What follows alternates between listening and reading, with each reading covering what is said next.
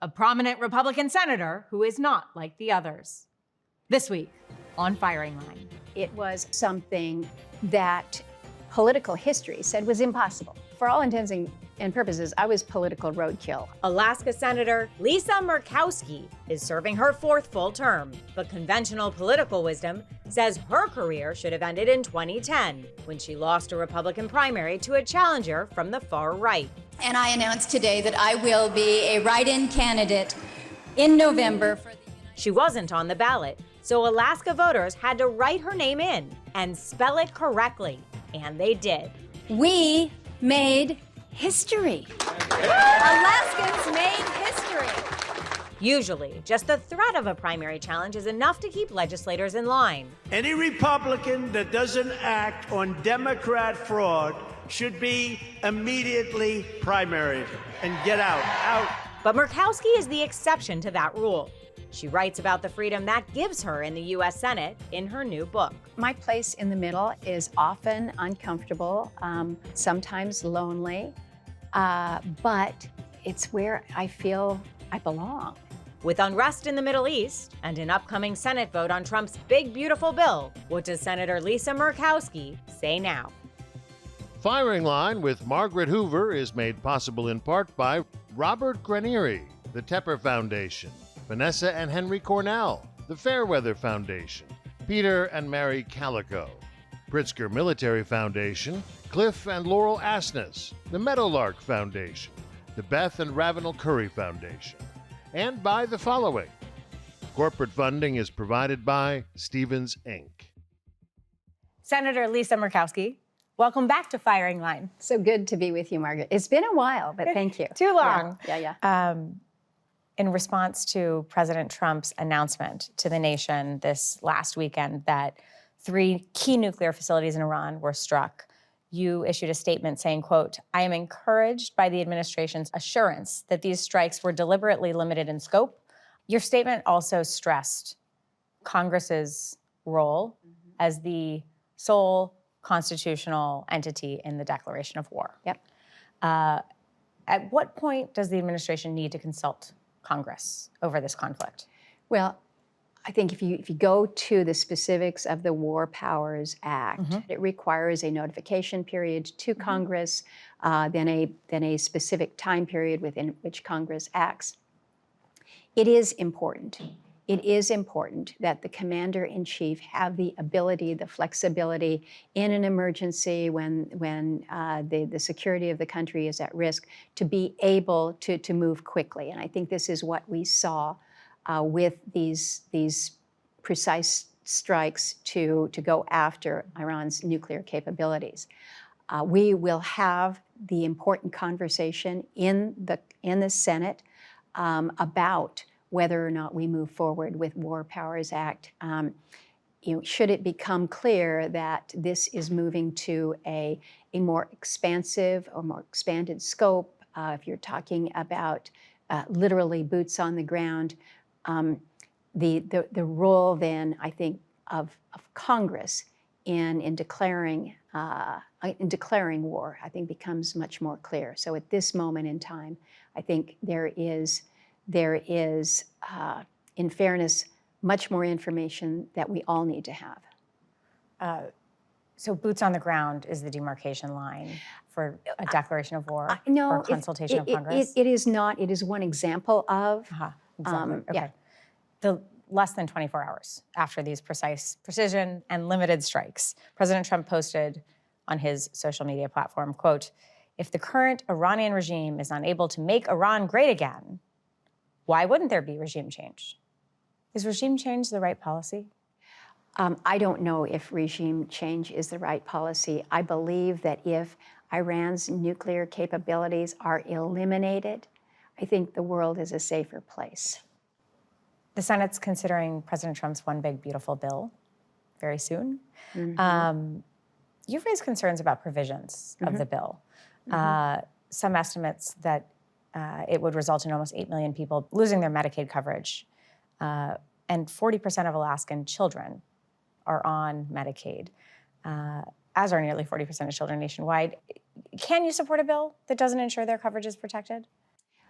I think it is important when we talk about how we ensure their coverage is protected, because you may have a situation where the benefits have not necessarily been cut to the individual, but because of say, for instance, cost shift to the state may make a decision saying we cannot afford to carry this much of the share, and so they effectively are pushed off.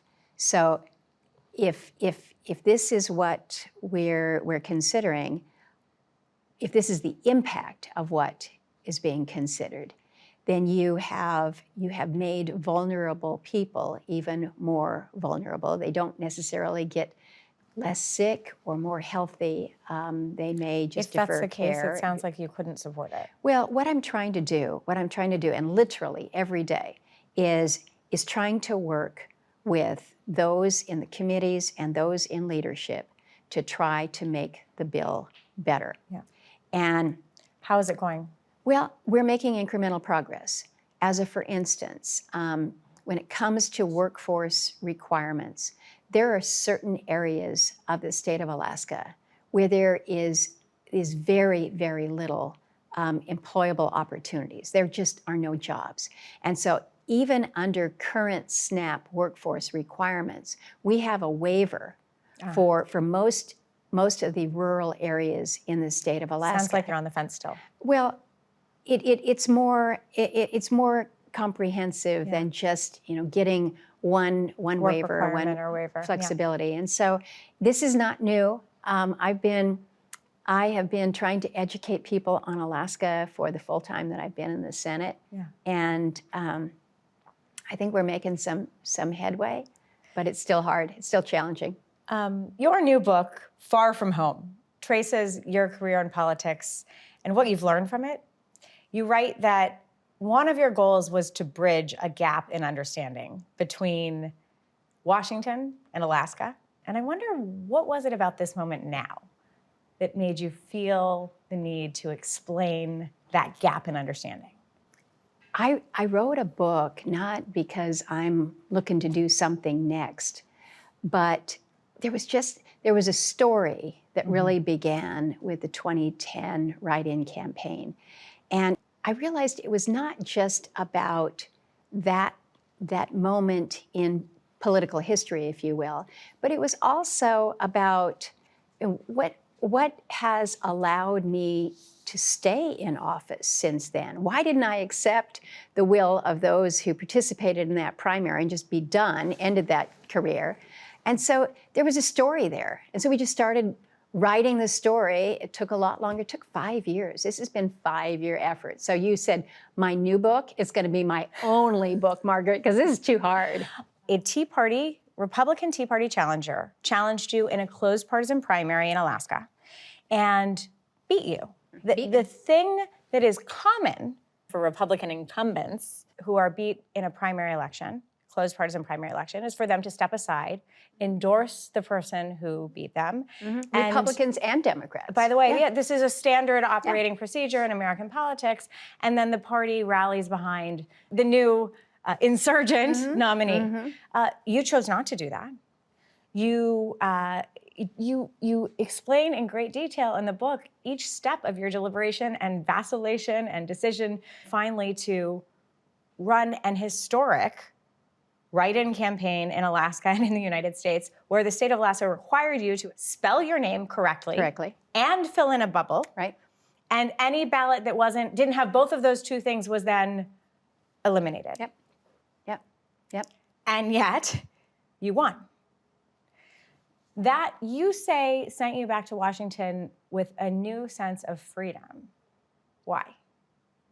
So, as you read that chapter carefully, what you pick up is that this was not necessarily my decision. Alaskans, after that primary loss, they weren't done. They're like, wait a minute, I didn't have a chance to participate in that closed primary. What then happened was kind of this groundswell. Groundswell. You write about saying, a groundswell. You need to give us the opportunity to vote for you. And so what we were seeing was it was not Lisa Murkowski, I think I'm so good, I'm going to defy the primary. It was Alaskan voters who said, we want that opportunity to support you. And so they challenged me to do something that political history said was impossible. And right? Washington, by the way, was not in favor. I mean, your colleagues were not in favor. This did not make you the popular girl on campus. Well, and it was not just my colleagues. It was, for all intents and purposes, I was political roadkill. I had lost. And so any political consultant who I had or pollster, or just kind of the whole network that goes into a campaign, as soon as I lost that primary, I was abandoned and left on my own. And so I told Alaskans, look, we're not going to have the help. And they said, that's fine. We're going to make this happen with you. And that was what you saw when I think about campaigns where voters are proactive in what they're doing. There was no apathy there. When you are looking at a ballot and it says write-in and a blank line, and you have to say Lisa Murkowski and spell it right, that is proactive voting. This is not the lesser of two evils. This is really saying what you want. You returned to Washington victorious and with a new sense of freedom that, as I read the book, seemed to me like it allowed you to be the senator you wanted to be, because you were not in any way in need of being accountable to anybody in the Republican Party establishment who had not supported you. It wasn't, I didn't have to be accountable to the party establishment. It was, I had been challenged to look around at the people who were supporting me. If you go back to any pictures of that rally when I am announcing that I'm going to run this write-in campaign, it is Democrats, it's Republicans, it's labor leaders, it is teachers, it is slope workers up north, the number of seniors and young people. It was such a beautiful mix of Alaska. And so I'm not lining up to be a party regular, if you will. I am in line to represent Alaskans first and foremost. And that's been kind of my North Star throughout.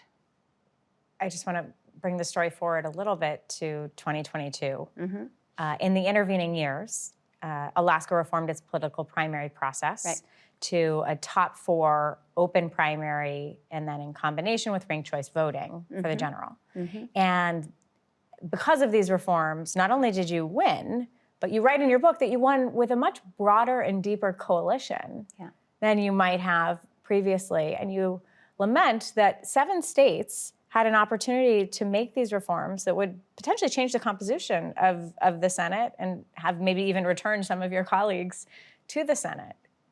How could these reforms impact the Senate? Well, I think what we've seen with the opening of the primaries in Alaska and then ranked choice voting, we have seen candidates come forward that perhaps would have been more hesitant to do so because they hadn't been a quote party regular. And this, again, this is on both sides of the aisle.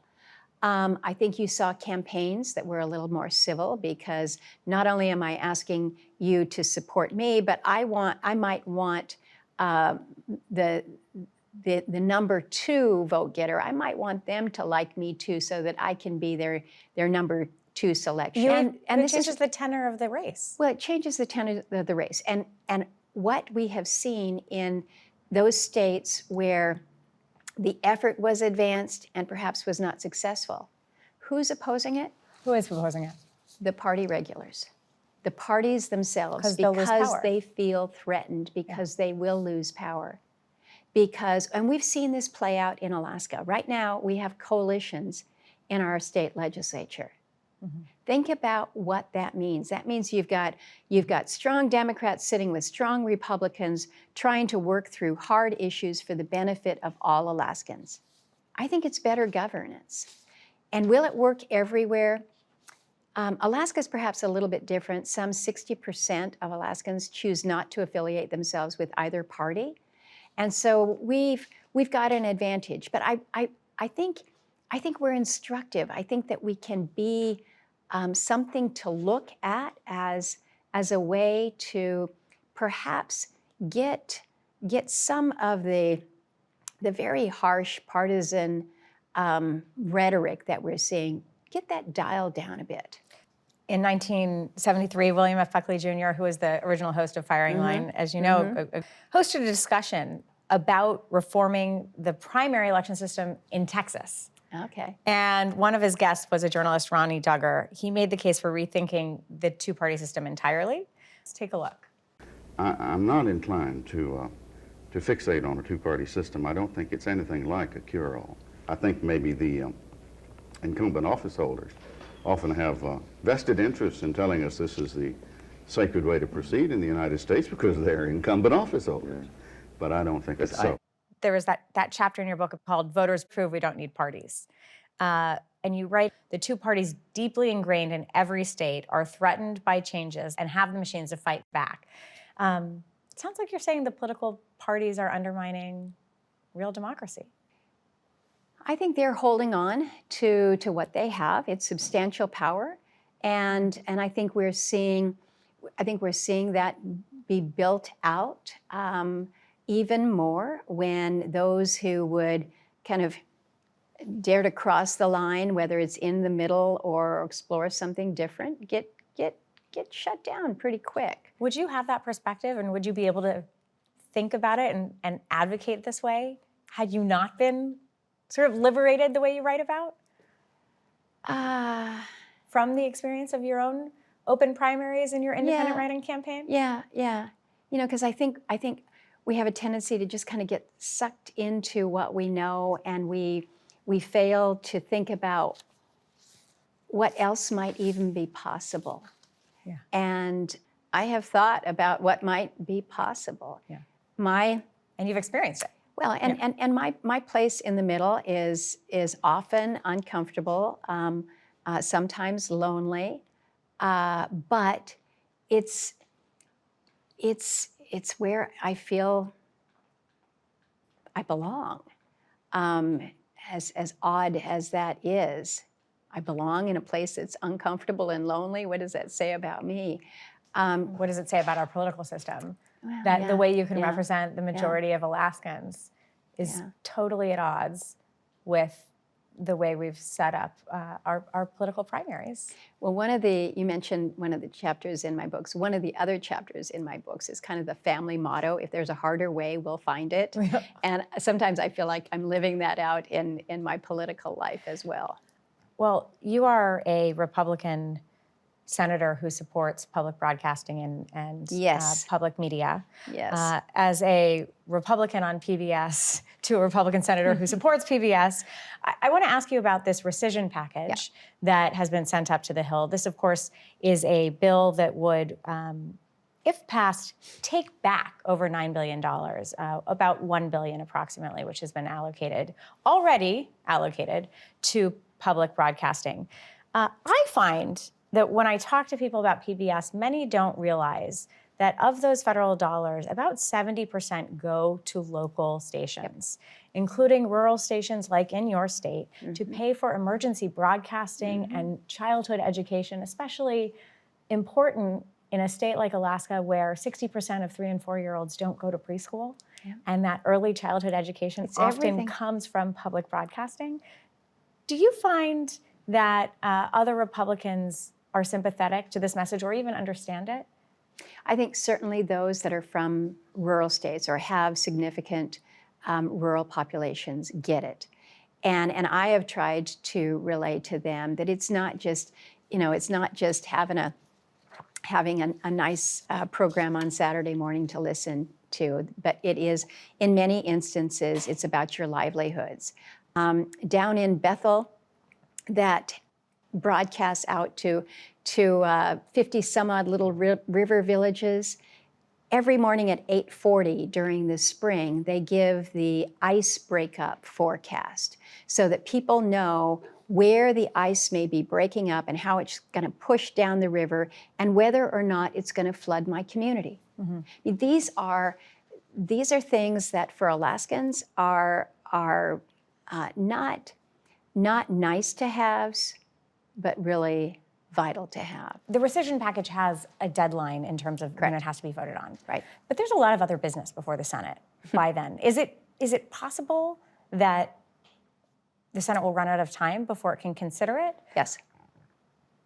Is it likely? It is possible that we could run out of time. Does that create some hope or some I think hope for those who support public media? I think it does. I think it does. And I am encouraging people to, again, weigh in, let us know. I'm coming at it from not only a supporter of public broadcasting, but from the more institutional perspective. I'm an appropriator. I'm a senator. I know that Article 1 says it's our job it's the power of the purse, it's appropriations. We not only authorized this, but we appropriated to it, and we expect implementation. That's what the executive does. They've reviewed it. They want to have these funds clawed back. It's a recommendation to us. Is this a place where Congress could really assert their authority, their constitutional authority against an encroaching power of executive branch? I think they should, and I think we have in the past. Yeah. We have seen before where we have rejected rescissions packages. You write in your book about January 6th and how scary that day was for you because after texting your son, the truth was that you weren't sure if you would ever, you said, I love you, and you sent that text because you didn't know if you would ever see him again. It sounds so melodramatic now, but sitting in that chamber at that time when all of a sudden you could hear the doors slamming shut and it was like security apparated in the room, just boom. And you have people that you've not seen before in places that they shouldn't be. It was, I just say it was scary. This was not the norm, right? No. Violence hasn't gotten any better since January 6th. Yeah. There was a murder of the two Minnesota lawmakers, firebombing of the Republican Party headquarters in New Mexico, 2 assassination attempts against President Trump. Are you ever afraid for your safety? I'm very aware of my safety. I think we have to be. But I also say to people, I come from a place where we're more worried about whether a moose is going to charge us. But I know I can't make light of it. I have to take my own safety into consideration. Not something I like to do, though. At the end of your book, you write, quote, I am not a Republican just to be a member of a party. I call myself Republican because of the values I hold. The Republican Party could censure me and call me names, but they could not take from me the values deep in my core as a person. I bear allegiance to the Constitution. I serve Alaskans as best I can with conscience as my guide. I am not giving any of that up. Does that mean you're going to run again in 2028? That is so far away. Oh, it's and not so far. I'm so glad it's so far away. No, but here's why I ask. Why? Because to many Republicans, you represent a kind of Republican that some say and some feel the tent isn't big enough for anymore. Yep. But in 2028, President Trump will be leaving office. And if you are reelected, it will demonstrate that there is room in the tent. And the tent is big enough for Republicans of your ilk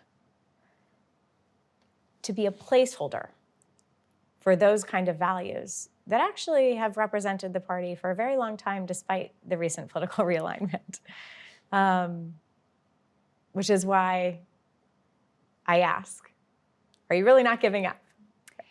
I tell you, I don't give up on any given day. And I've made a commitment to Alaskans that I'm going to honor. And even on the hard days, it's like, nope, this is hard. But you know what, Lisa, you signed up for it. Alaskans asked you to stay in the fight. You're there, and every single day, you're going to do the best that you possibly can by them. And so I tell my kids, you know, we don't quit. Might get hard, but we don't quit. Good. I'm going to take that as a considering yes. There are no premature announcements going on. Senator Murkowski, thank you for returning to Firing Line. Thank you. Good to be back. Firing Line with Margaret Hoover is made possible in part by Robert Granieri, the Tepper Foundation, Vanessa and Henry Cornell, the Fairweather Foundation, Peter and Mary Calico, Pritzker Military Foundation, Cliff and Laurel Asness, the Meadowlark Foundation, the Beth and Ravenel Curry Foundation, and by the following. Corporate funding is provided by Stevens, Inc.